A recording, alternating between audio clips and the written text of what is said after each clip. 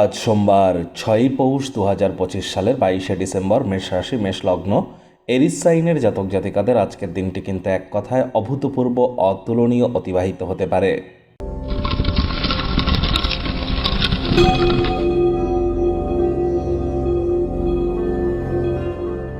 ভিডিওটির শুরুতেই স্ক্রিনে আপনারা দেখতে পাচ্ছেন নবগ্রহ বীজমন্ত্র।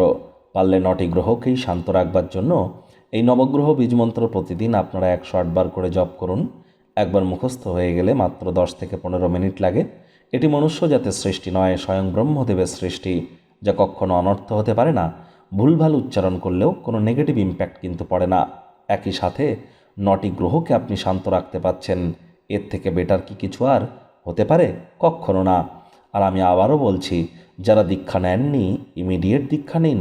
জন্মগুরু, শিক্ষাগুরু, দীক্ষাগুরু, এই 3 গুরুর প্রাপ্তিতেই কিন্তু আমাদের জীবন ধন্য ধন্য হয়ে ওঠে।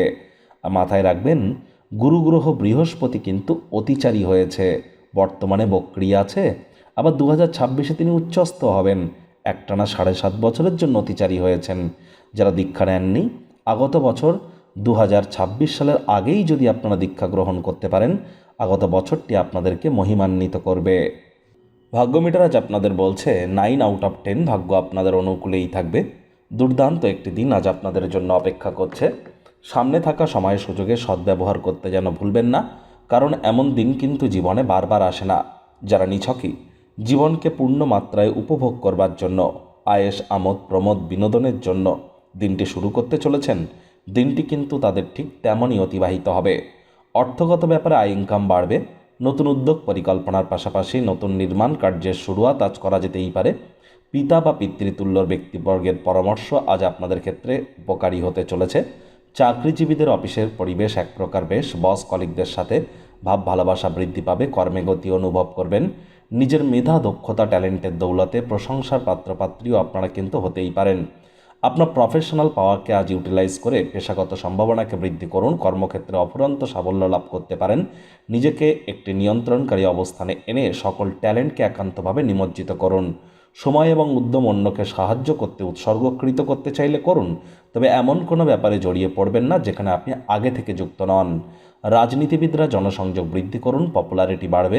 শিক্ষার্থী বিদ্যার্থীরা যে কোনো প্রকার পরীক্ষা প্রতিযোগিতায় সফলতা অর্জন করবেন।